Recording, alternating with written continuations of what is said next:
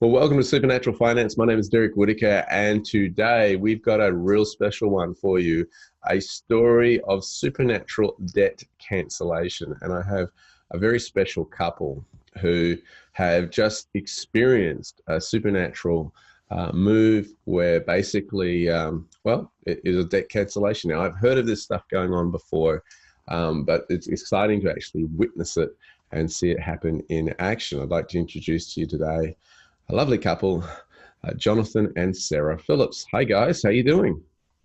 Hi, Derek. How you going? I'm really, really well.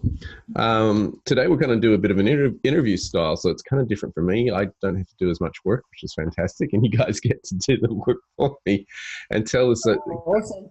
story. I have known you a long time, Jonathan, probably since you were born, even before you were born.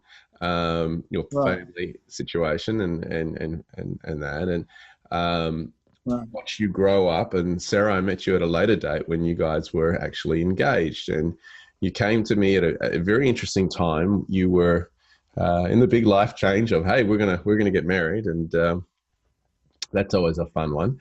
And you decided to do a course through my business called Building the Wealth Foundation, which was all about money and that sort of stuff. And that's kind of how we got to know each other as a group sort of thing, with Sarah in the scene. And take us back to those days, because this kind of sets the setting for what's just recently happened for you guys. Yeah.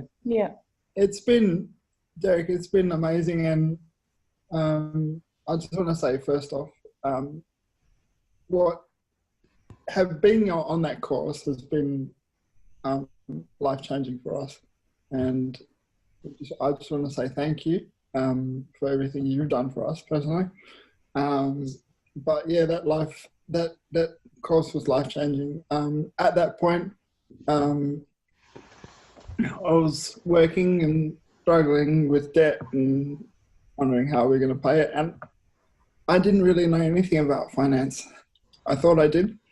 But you really opened our eyes and opened our understanding to finance. And then obviously when I met Sarah, I thought I better get my stuff into gear and figuring out how we're going to pay for everything and all of that, as you do when you're planning a wedding and that. We wanted to be on the same page, when we got married.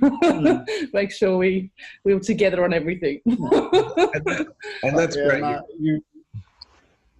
was going to say, and that's great you recognise that, because a lot of couples don't recognise that. And one of the things that came apparent to me while I was teaching that course with you guys was that you had very different attitudes to debt.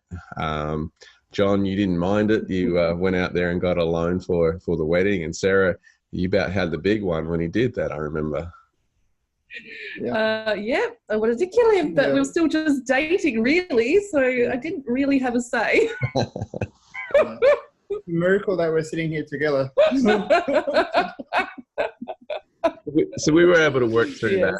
We recognized that there were different risk profiles and that sort of thing. We recognized that people have different attitudes to debt and that sort of stuff.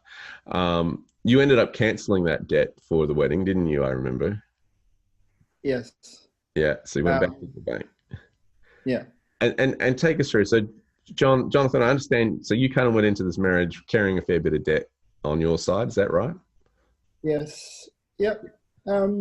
Initially, like I had, Sarah had a bit of debt too, and I wanted to sort of help her with that. And, but yeah, most of the debt came from my side. Mine was more of a personal debt, but John's was with a bank. But like we were renovating our house at the time where I was living with my parents, and I sort of helped out with that, and I think that's where it started from. I was doing it for a good reason, but then everything sort of just snowballed from there. So you got married, had the big day without the debt for the wedding, got married, and tell us what's happened since then, guys. Obviously, you've had a beautiful baby, big life changes all around. But recently you had a situation where this debt was cancelled, which was quite phenomenal. So take us through what happened there. That's correct. That was one of our latest. We had a lot of happen lead up to that. We had some issues with our car, and it started with it not being big enough for our family. The baby came along to the point, and then it was having issues, and we spent all our savings on the car, and to the point it wasn't even worth the amount that we just spent on it, but you need to stay on the road. And we thought it was better to spend it on a car that we supposedly knew more about than spend $1,500 on a car that we know nothing about, which in the end it still had issues. I know I was praying really madly in my private time for God to fix it, and we were given a car, which I believe now is a stepping stone, but it was a wagon, which meant we were able to fit the wheelchair, walker and pram in the boot without taking up any seats. And then further along, God laid out and made way for us to get our new car, which we have now. But it took time, and I was crying out to God because it's heartbreaking when you can't fit all your kids in the same car and your husband, so you can't all be a family in the one car and go places. And even my extended family often rely on me to take them places. So it's been a thing for me for years, really, but more prominently since, now I've got 4 kids. So I was sort of praying out to God about it, and I honestly believe, and that we are strong tithers, so God has blessed me and Jonathan all along. But this was one thing that I felt that God wanted us to do a sacrificial offering as well. And I honestly believed that was going to open the door for our new car. And, I had little conversations with John about it, and I knew that it was stressing him out because, even a small amount is a big amount to us in our budget. But, eventually we were on the same page, and we made that sacrificial offering. And the blessing that came from that, we got our new car, so we've got a big 8-seater van now. And there was blessings on blessings on blessings that were added to that vehicle that we would not have foreseen. It's just over and above. And then out of the blue, the bank calls us and cancels out our debt as well on top. Like, how does that happen? But it has to be God. Okay, so let me get this straight. So for those who don't know what tithing is, you were giving, 10% to the church or something like that of your income. You made a sacrificial offering. So for people who don't know what that is, you felt that you should give extra to another cause. Over and above, yeah. Over and above what you're already giving. Okay, great. And then you had a car given to you. Correct. Yep. Okay, that's pretty extraordinary in itself. So how did that happen? So, do you want to say? Okay. So my daughter went to a retreat in Wagen, and she met a friend there, and I think they just got to talking, and then she sort of told him about our struggles with our car, and he was headed to Teen Challenge, which helps people with all sorts of substance abuse and things like that. And he was headed, I think, was in a couple of weeks after the retreat, and he said, "I've got a car sitting there that I'm not going to be able to drive, and I just feel led of God to give you the car." Wow. Yeah. And we didn't know him. And then a couple of days, we didn't know him. Jenny only just met him at the retreat. And a couple of days later, he showed up to our house with car and papers and everything. It was just gave it to you. Just gave it to us. He had it looked over because he didn't want to give us the dud car. He even paid the transfer cost that day. We went down and he paid for it and signed it over, and he gave extra blessings with the car as well, like things you don't expect. That's extraordinary. So you've been tithing, you gave extra, you received a car. And now let's talk about this other thing that just happened. So you were with the bank, you had, may I ask how much you owed the bank? Somewhere in the neighbourhood of 50,000. Wow. Just under $50,000. And you've got the paperwork there. I don't put it up too close, so I don't want to just In our hot little hands. the information and just give us a summation of what that letter says.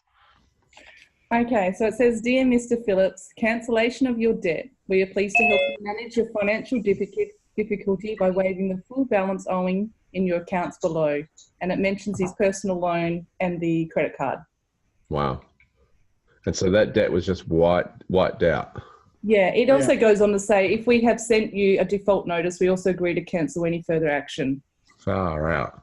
And this just came out of the blue. Did you have something? You were having a conversation. How did this happen, John? Well, every 3 months or every 6 months, whatever you set up, they check on your ability to obviously pay the debt back by going through your Financials. Through your financial They want to do a situation, budget with you. which is something that I hated. But so the day before it was about to be reviewed, so I called them to ask them for another extension to see if, because I'll check if you're able to make payments and everything else. And the lady who I spoke to at the time, she said, I'll talk to my manager and I'll call you back. And my wife was out at the time. So I waited about 10 minutes and then she called me back and she said, okay, here's what we're going to do. We're going to waive or cancel your debt.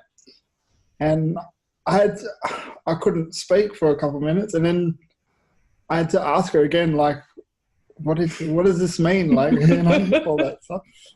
My jaw just dropped, and then she said, no, we'll cancel your debt. Wow. And then I got a phone call when I was out. So I'm doing something very important with one of my daughters that I couldn't miss, so I had to leave. And I get this call, and she said, and Jonathan said, honey, the bank's waived my debt. And I said, what? The bank's waived my debt. I said, what? He's like, you heard me. I said, you mean it's been cancelled out? And he's like, yes. Unbelievable. And then I got onto, sorry, Dave, I got onto a friend of mine who used to work at a bank. And I said, have you ever heard of this? Like, I just got this call from the bank and they said they've waived my debt. And like, what does that mean? He goes, oh, wow, that's something that doesn't happen very often, but it does happen. And I was just like, wow. And just took it as a sign from God, like, and just said, thank you, God. Like, but yeah, even as we're sitting here today, we still can't believe it. So, as Christians, and you sit in church and it's been told to you week after week that God's going to shower his blessings over you, just be a faithful tither and all that. And you believe it, but when it actually happens to you, you're like, what?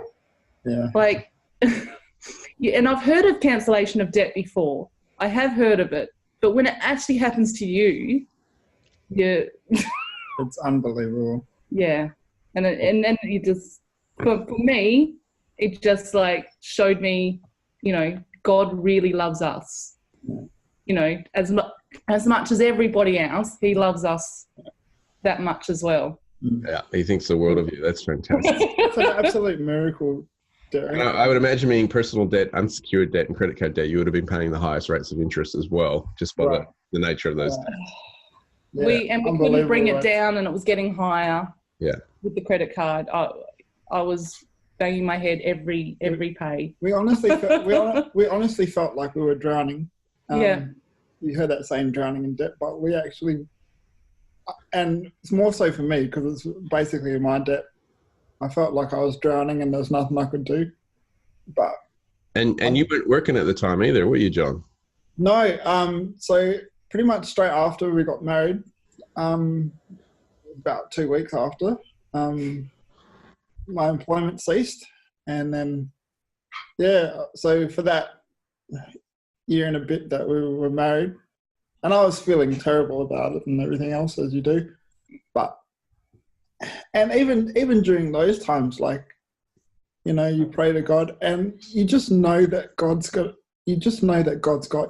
you. Like, it's like we were not earning any money. I wasn't working, but still our bills were being met, and God was still providing. But for us, tithing had to be number one. It had to go first before you thought about anything else, because if you wait on it, then you start going, oh no, we need this. We need this to pay our bills. But in fact, like, it's, you can't do without it, but you're like, no, this belongs to him first. He's going to take care of the rest. So what would you say to anyone that was a huge thing. I mean, you get married, you lose your employment 2 weeks in, you got a baby coming, a baby on the way. Yeah. I mean, that's pretty huge. You're carrying just under $50,000 in that deal. Yeah. And what would you say to anyone who's kind of facing those kind of circumstances themselves? Don't give up. Yeah, don't give up. Miracles still happen. Yeah. And that's what I want to encourage your listeners. Yeah. Miracles still happen. And it's true what Sarah said about tithing. I'm so thankful for Sarah. She's the one that's kept me sane. But her belief in tithing is something that's helped me. I've grown up in church my whole life, and I know about tithing, but it was very hard for me, being young and just wanting to spend,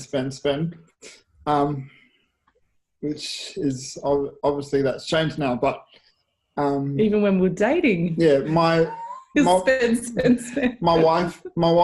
is the one that's she's always driven that point home to me and about our finances, and I'm so glad that we're on the same page. But just stay faithful to God.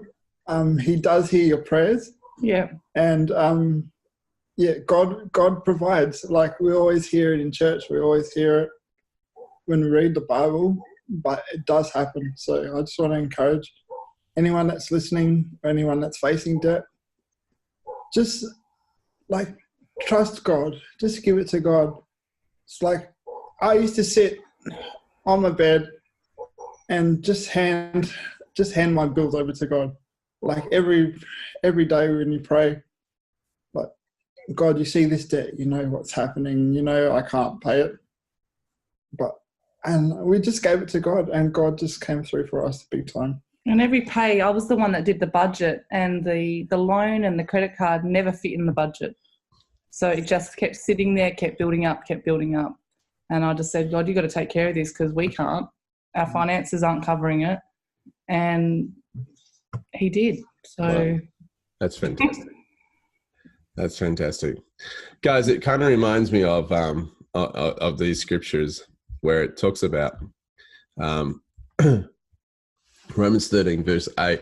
It says, let no debt remain outstanding except the continuing debt to love one another, for whoever loves others has fulfilled the law, which is really powerful when you think about it. So it's so different and contrary to what many people in the other wealth industries talk about, financial industries, and that sort of thing. So that's really powerful. And then it says, of course, what you guys did in terms of tithing, which is giving 10% of your wealth, the first 10%, often to a church, and it's an act of worship. Give and it will be given to you. Good measure, pressed down, shaken together. When you think about those words, it's powerful. Good measure, so there's more than enough. Pressed down, so it's compacted, and it's like a big bag, and shaken together. It's like getting rid of all those air gaps and pockets and pressing it down and running over. We put into your bosom, for with the same measure that you use, it will be measured back to you. So it's kind of like there is a line there that says you can determine what you receive back. It's really determining how much you give. And it's so opposite the thinking of what the world says. The world is about storing it up and saving and doing this. And God's like, well, give, and it will be given back to you more than you've ever given. Which is just so different. It's kind of like upside down thinking when you look at these supernatural laws. So That's powerful. From my research, there are 3 ways supernatural debt cancellation occurs. Like you've heard today, it is supernaturally cancelled. That is one method. The other one is I've heard of is someone gives the resources for someone to pay out their debt, which is pretty powerful. You heard about that incredible generous gift. Someone gave a car to them, a vehicle. And then the third one is often an opportunity comes for someone to create wealth and pay off their debts. I have seen and observed those kind of things in terms of my research. So when you are doing these things and putting these spiritual laws into practice, they do come to pass. They do actually work, which I've seen here with Jonathan and Sarah today. But there's one big condition. For those who want to step into the divine financial order, you have to join the family. Accepting Jesus into your life simply means you acknowledge he is Lord and you want to serve him. You say, it's not my way. I want to serve my creator. I don't want to serve it and do it my own thing. And it's a very simple process.